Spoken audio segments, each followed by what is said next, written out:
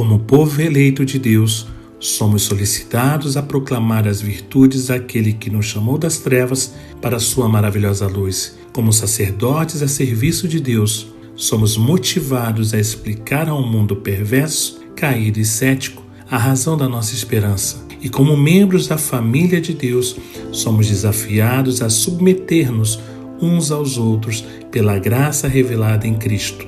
Nos Passos de Jesus, uma exposição de 1 Pedro, nova série expositiva da Igreja Cristã Encontro Gênesis. Você é o nosso convidado.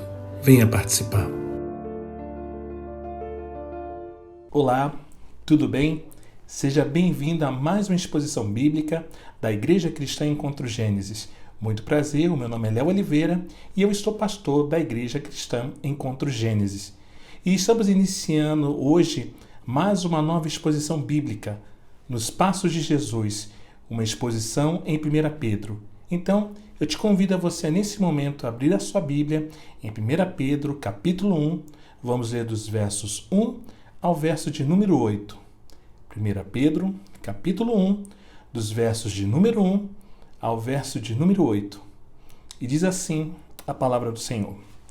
Pedro, apóstolo de Jesus Cristo, aos eleitos que são forasteiros da diáspora no Ponto, na Galácia, na Capadócia, na Ásia e na Bitínia, eleitos segundo a presciência de Deus Pai, em santificação do Espírito, para a obediência e aspersão no sangue de Jesus Cristo, que a graça e a paz lhes sejam multiplicadas. Bendito seja o Deus e Pai de nosso Senhor Jesus Cristo, que, segundo a sua grande misericórdia, nos regenerou para uma viva esperança, mediante a ressurreição de Jesus Cristo dentre os mortos, para uma herança que não pode ser destruída, que não fica manchada, que não murcha e que está reservada nos céus para vocês, que são guardados pelo poder de Deus, mediante a fé, para a salvação preparada para ser revelada no último tempo.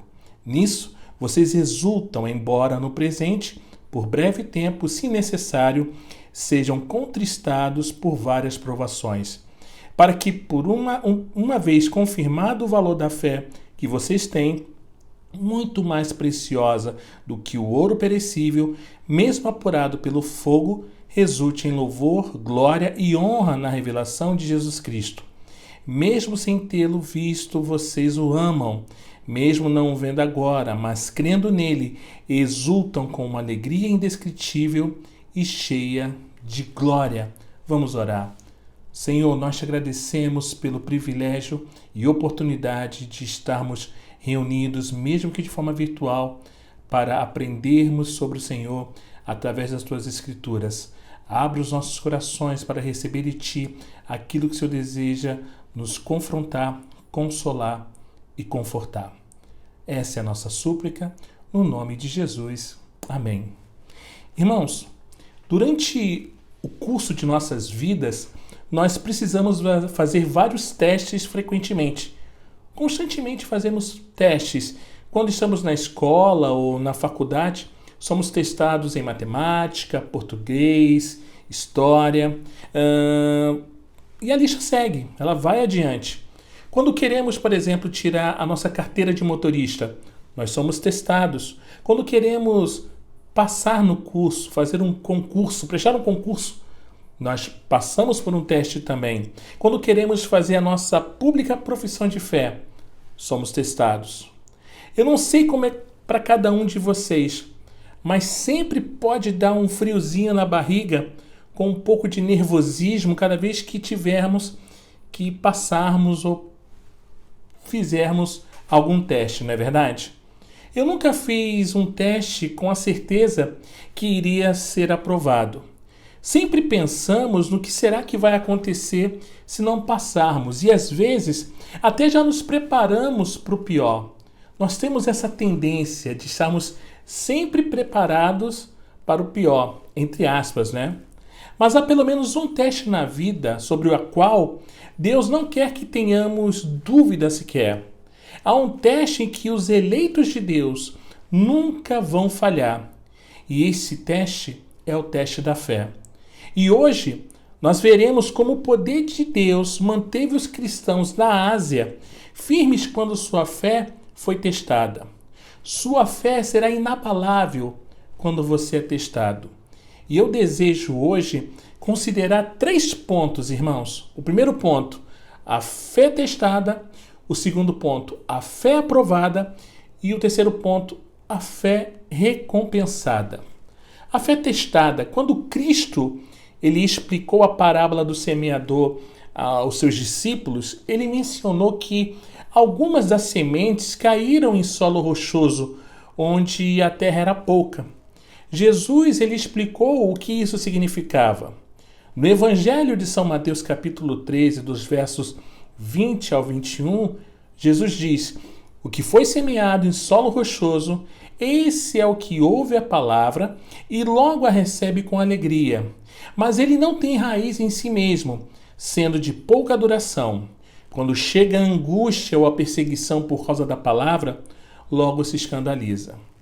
Irmãos, a fé é enraizada apenas superficialmente em alguns.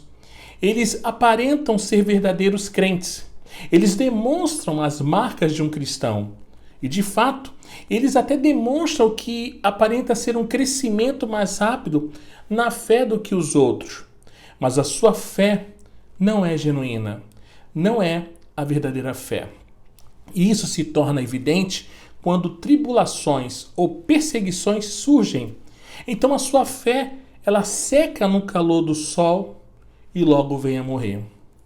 Os cristãos a quem Pedro escreveu essa carta tiveram que suportar extrema dor física e emocional. Há livros seculares de história que nos contam tudo sobre as atrocidades que foram cometidas contra os cristãos. Eles sofreram sendo ridicularizados e desprezados. Foram considerados párias, excluídos da sociedade. Suas posses terrenas foram confiscadas, deixando os cristãos desabrigados e desprovidos. Alguns deles foram severamente espancados. Alguns foram vendidos como escravos. Mulheres foram estupradas e mortas. Homens foram enviados para a arena e foram rasgados por leões ou ursos ou até mesmo cachorros selvagens. Alguns foram mergulhados em piches e acesos com tocha humanas. Você consegue dimensionar o que esses cristãos, o que esses crentes sofreram? Os cristãos a quem Pedro escreve estariam imaginando qual seria o propósito de todo o seu sofrimento. E Pedro os escreve para lhes dar uma resposta. Às vezes, Deus acha necessário testar a fé de cristãos professos para provar que sua fé é genuína.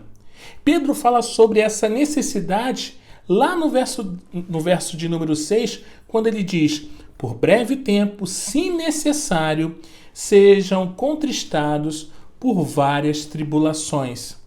As palavras se necessário são palavras especiais, irmãos. As mesmas palavras são usadas em referência ao sofrimento e morte de Cristo, sua ressurreição e a sua ascensão. Esses foram todos os aspectos necessários do plano de Deus para a redenção. É o mesmo para os cristãos. O sofrimento é um aspecto necessário do plano de Deus em seu trabalho de reunir a igreja na Ásia. E Pedro fala da perseguição deles como sendo tribulações. Poderia também ser traduzido como testes.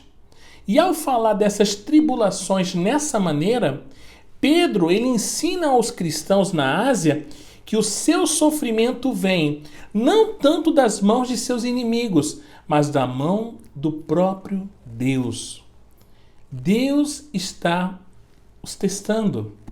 E isso é uma grande honra, porque Deus não testa pessoas a quem ele tem rejeitado. Não, Deus apenas testa as pessoas que ele tem eleito. Deus amou Abraão, ele foi amigo de Deus. Mesmo assim, Deus testou a fé de Abraão. Ele exigiu que Abraão sacrificasse o seu único filho, vindo de Sara, o seu herdeiro prometido. Assim, através da história da redenção, muitos têm sido testados. Lembremos também de José no Egito, ou Davi sendo perseguido por Saul. Também tem Daniel na cova dos leões, ou seus 3 amigos na fornalha. E acima de todos os outros, pense em Cristo Jesus. Irmãos, todos estes foram testados. Da mesma forma em que Deus estava testando os cristãos na Ásia. Pedro usa uma imagem que era tão comum no Antigo Testamento, isso é, o purificar de ouro ao aquecê-lo no forno. Por esse meio, o ouro verdadeiro era separado de todas as outras impurezas que desvalorizavam o ouro e tiravam a sua beleza e o seu esplendor. Da mesma forma, Deus trazia tribulações ou testes sobre a igreja. Para qual propósito? Para que a fé de todos os cristãos professos seja testada no forno da aflição. E por meio desses testes, fica aparente quem tem uma fé apenas superficial. Para aqueles que têm uma fé apenas superficial, eles abandonam a fé quando percebem quanto tem que sacrificar para mantê-la. Eles se apegam aos seus bens dessa terra ao invés da sua herança nos céus. Eles se apegam a essa vida em vez da vida do porvir. Mas aqueles que têm a fé genuína, creem na herança gloriosa que eles hão de receber. Para eles, a sua fé é muito mais preciosa do que as coisas mais preciosas nessa terra. E eles estão preparados para sacrificar todas as coisas na terra para se apegar à fé pela qual foram feitos herdeiros do reino de Deus. Aleluia! Então, qual foi afinal o propósito dessas tribulações? Pedro nos diz que Deus queria colocar o seu selo de aprovação sobre esses cristãos. Às vezes, quando você vai numa loja de eletrodoméstico e ali compra um aparelho eletrônico, você pode observar que muitas empresas tentam manter um nível de controle de qualidade. Então, às vezes você percebe, você vai ver um adesivo, uma etiqueta em algum lugar do aparelho que tem as letras CQ, seguidas de um número. CQ se refere a controle de qualidade. E esse número se refere ao funcionário que testou o aparelho para verificar se de fato ele estava funcionando. Se funciona, ele coloca um adesivo. Ou seja, o propósito desse teste é para assegurar ao comprador, ao consumidor, que o produto ele funciona. E de forma semelhante, às vezes Deus quer testar a fé de seus filhos. Se ele faz isso, não para si, porque ele sabe o que vive no coração e mente de todo homem. Não, Deus não testa a fé dos seus filhos para o seu benefício, mas para o benefício do próprio crente. Deus quer poder colocar um selo sobre o crente, um adesivo de sua aprovação, para que o crente possa ter a certeza de que a sua fé ela é genuína. E quanto à fé dos cristãos na Ásia, a prova estava lá. E isso nos traz, irmãos, ao segundo ponto, a fé aprovada. Pedro ele escreve sobre isso no verso 8. Mesmo sem tê-lo visto, vocês o amam. Mesmo não o vendo agora, mas crendo nele, exultam com uma alegria indescritível e cheia de glória. Pedro ele fica maravilhado com a fé deles, especialmente quando ele compara a sua falta de fé como discípulo de Cristo. Pedro ele viu Cristo. Ele foi um dos primeiros discípulos a quem Cristo chamou. Ele seguia Cristo para todos os lugares. Ele foi um dos 3 privilegiados que foi até permitido testemunhar a sua transfiguração no monte e de ouvir a aprovação de Deus por Cristo. Pedro, ele presenciou todos os milagres que Cristo realizou. Ele ouviu as palavras maravilhosas que Cristo falou. Mas quando Pedro foi tentado no pátio do sumo sacerdote, onde Jesus foi julgado, Pedro negou o Cristo. Onde estava o seu amor por Cristo? Onde estava a sua fé? Por 3 vezes, Cristo veio a Pedro para perguntar: Pedro, você me ama? Mas o amor e a fé desses cristãos estava evidente. Eles nunca viram a Cristo e mesmo assim o amavam tanto que estavam dispostos a morrer por ele. Eles creram, mesmo que o custo fosse alto. Pedro os assegura que sua fé ela é genuína. Eles o amam e creem nele sem ter nunca o visto. Essa é a mesma fé que Cristo elogiava. Tomé não creria assim primeiro ver, vocês lembram? Mas Cristo disse a Tomé, lá no Evangelho de João, capítulo 20, no verso de número 29, Jesus lhe disse: você creu porque me viu? Bem-aventurados são os que não viram e creram. Isso descreve esses cristãos na Ásia. Onde estava a prova desse amor?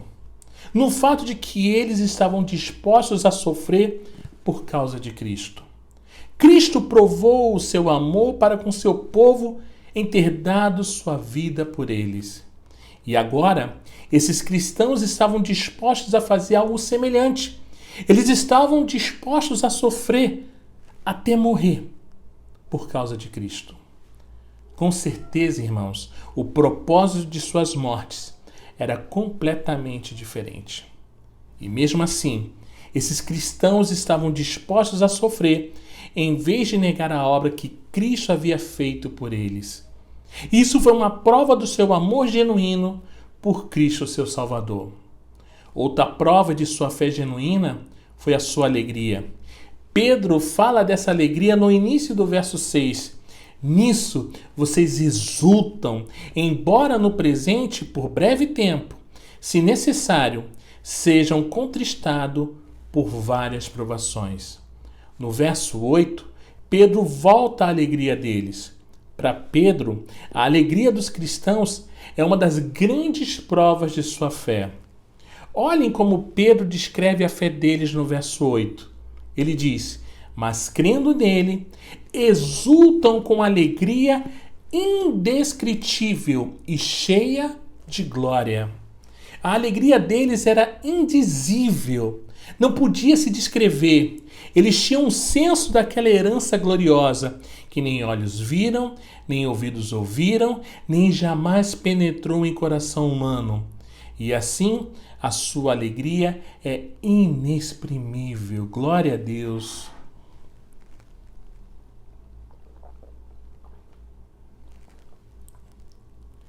Não entendam, irmãos, Pedro mal. Não entendam. Ele não está dizendo que eles não expressavam a sua alegria. Ele não está dizendo, eles guardam sua alegria bem no seu íntimo e nunca a expõem. Não. Ao contrário, era evidente para todos verem. A alegria radiava nas suas faces. Os cânticos que enchiam seus corações e suas bocas transmitiam alegria. Mas eles não conseguiam descrever essa alegria em palavras. Era uma alegria que desafiava a ser descrita. Talvez a palavra indescritível transmita melhor o que Pedro queira dizer. Além disso, era uma alegria cheia de glória. Alguns têm traduzido como alegria gloriosa, que transmite bem o pensamento de Pedro.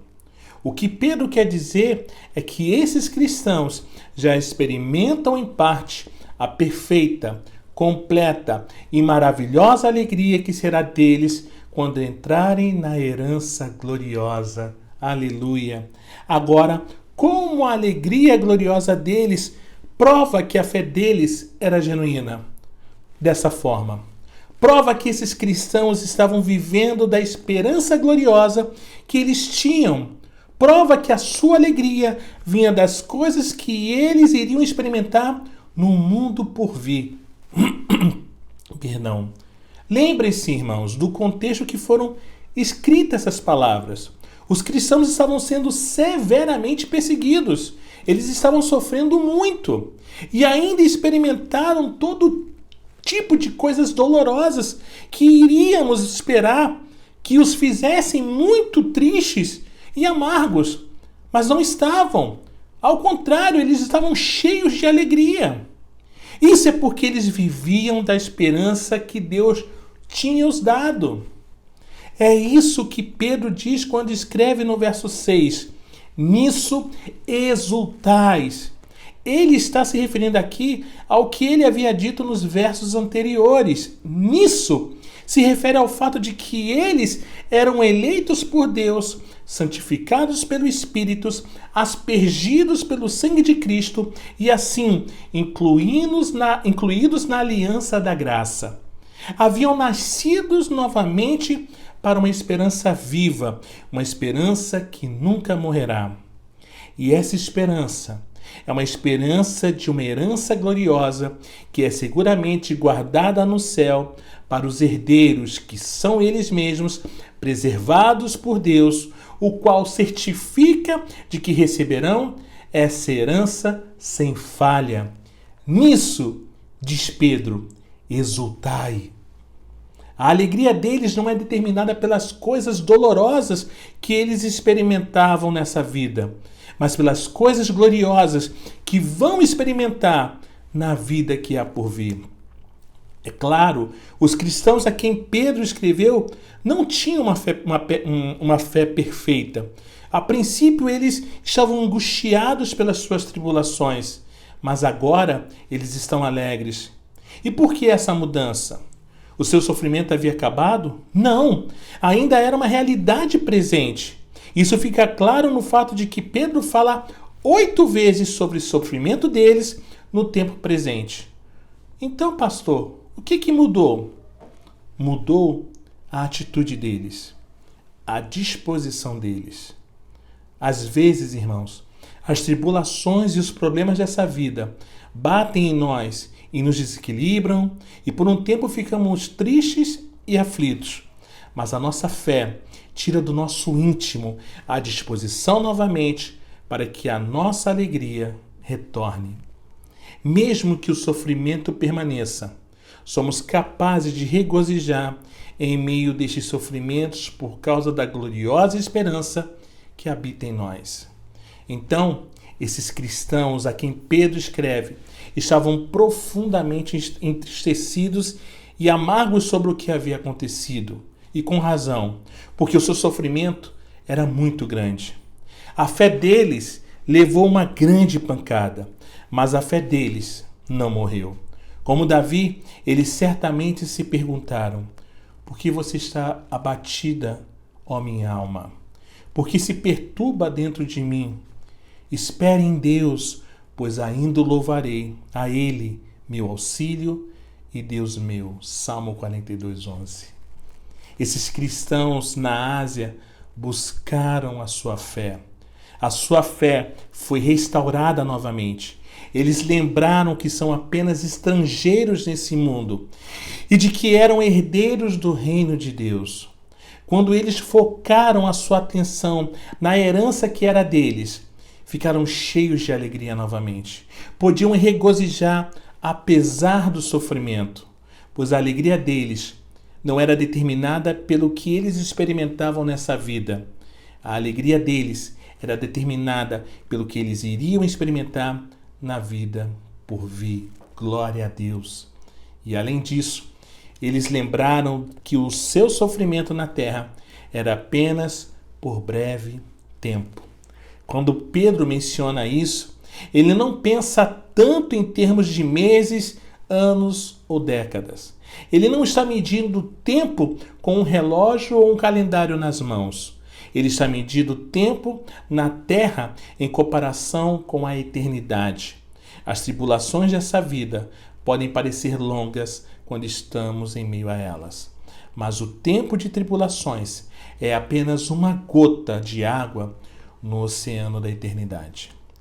E é por isso que os cristãos na Ásia regozijavam.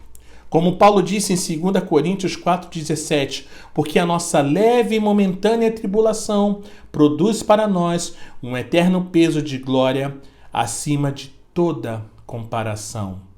E em outro texto, Paulo ainda diz em Romanos capítulo 8, verso 18, porque para mim tenho por certo que os sofrimentos do tempo presente não podem ser comparados com a glória a ser revelada em nós.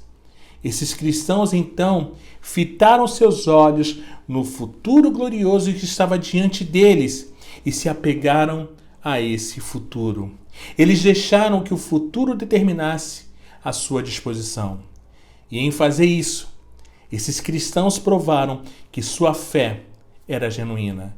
Eles podiam estar certos de receber a recompensa da fé, que é o nosso terceiro ponto, recompensa da fé. Deus queria que esses cristãos passassem pela fornalha da aflição, para que, havendo testado a sua fé, ele pudesse lhes dar o seu selo de aprovação. Que demais, o seu ISO 777. Pois todos aqueles que levam esse selo receberão louvor, glória e honra. Vocês se lembram da parábola dos talentos? Quando o Senhor voltou, ele louvou os seus servos que foram fiéis no seu dever. Ele disse a eles: muito bem, servo bom e fiel. É isso, diz Pedro, que Deus vai fazer com aqueles que se apegaram à sua fé em meio às tribulações. Deus vai elogiar por sua firmeza. Ele vai exaltar por sua persistência. Deus vai glorificar. Paulo disse: se sofremos em Cristo, então seremos também glorificados com Ele. Vamos partilhar de sua glória. Nós vamos partilhar do esplendor e da majestade de Cristo. Vamos receber a coroa da glória e sentar com Cristo em volta do trono de Deus. Cristo disse em João capítulo 12, verso 26, se alguém me serve, siga-me, e onde eu estou, ali estará também o meu servo. E se alguém me servir, meu Pai o honrará. É isso que esses cristãos têm feito.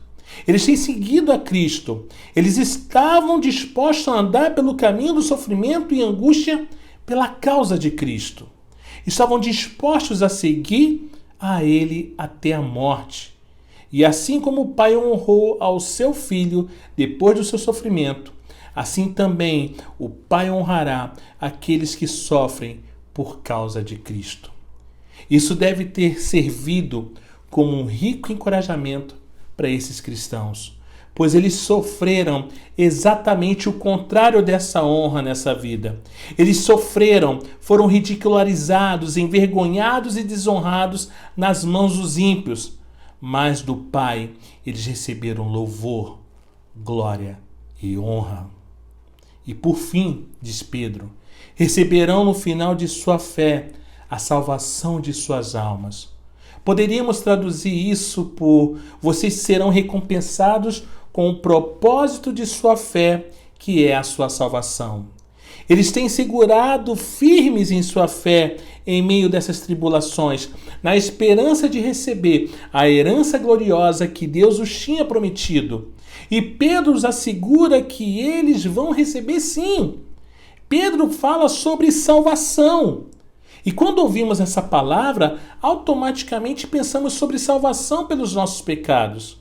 Mas os judeus usavam essa palavra de forma diferente. Para os judeus, essa palavra tinha a conotação de escapar da aflição, libertação ou vitória sobre os inimigos. E eu achava que essa é a forma em que Pedro, e eu acho, na verdade, que essa é a forma em que Pedro usa essa palavra aqui. É dessa forma.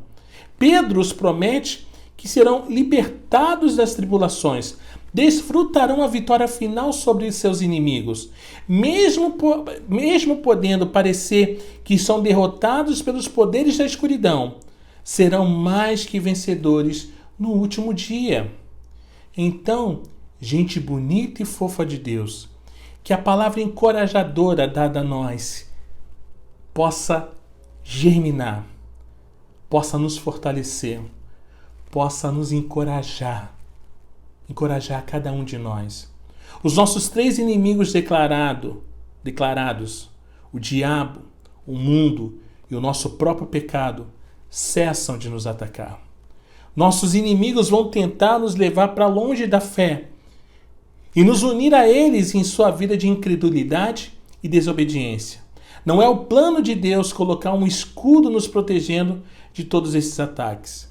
Às vezes, como eu disse, Deus vai testar nossa fé para provar se ela é genuína. Ele vai nos testar por meio de várias tribulações para provar se estamos prontos para fazer sacrifícios por Ele. Você imagina como é que você vai reagir? Será que você imagina se irá se manter fiel se deparando com as tribulações severas?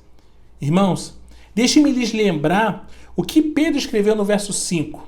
Ele disse que são guardados pelo poder de Deus mediante a fé para a salvação preparada para ser revelada no último tempo. Esses cristãos a quem Pedro escreveu não reagiram dessa forma através do seu próprio poder. Se não fosse por Deus sustentando eles nas tribulações, eles teriam falhado miseravelmente naquele teste. Mas o poder de Deus estava trabalhando neles.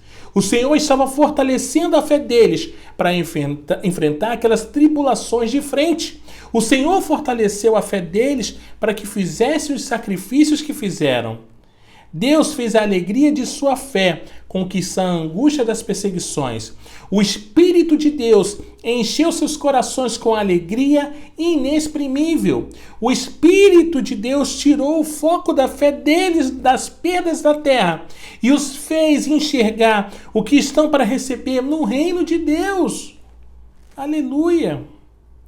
Nesses versos nós vemos como Deus trabalhou o que ele havia prometido no verso 5. Eles foram mantidos pelo poder de Deus, pela fé para a salvação. O que Deus tem feito para esses santos naqueles dias é o que Deus fará para os santos em todos os tempos. Nós não precisamos nos preocupar em sermos testados, igreja. Deus vai certificar de que todos os seus verdadeiros eleitos passem no teste. E sabe por quê? Por causa do nosso Senhor Jesus Cristo. Ele suportou o teste por nós em nosso lugar. E ele passou com uma nota perfeita. Ele gabaritou. Nós que fomos dados a Cristo já passamos o teste com Cristo. Ele fez a nossa salvação certa. Quando passamos por qualquer teste, é só para nos provar do poder preservador de Deus trabalhando em nós. Que encorajamento para nós, igreja. Temos passado o teste em Cristo e por isso passaremos qualquer teste que enfrentamos nessa vida. Por meio desses testes, nossa fé será provada, genuína, e receberemos louvor, glória e honra pela revelação de Jesus Cristo. Receberemos a salvação de nossas almas. Alegre-se no Senhor quando estiverem passando por tribulações. O Senhor está conosco.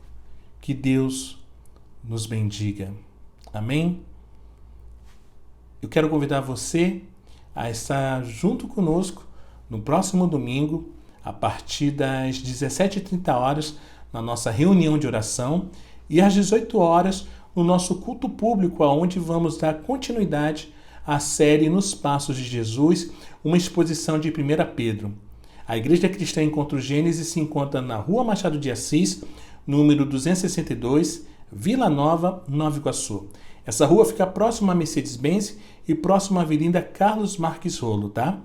Se você quiser também, você pode acessar o nosso site www.encontrogenesis.com.br. Você também pode ouvir os nossos áudios dessa mensagem, como das outras, nas principais plataformas de streaming. Basta você colocar Igreja Cristã Encontro Gênesis. Irmãos, Deus abençoe a cada um de vocês. Uma semana incrível e que o Pai fale cada vez mais aos vossos corações. Deus abençoe, um forte abraço, paz e bem a todos.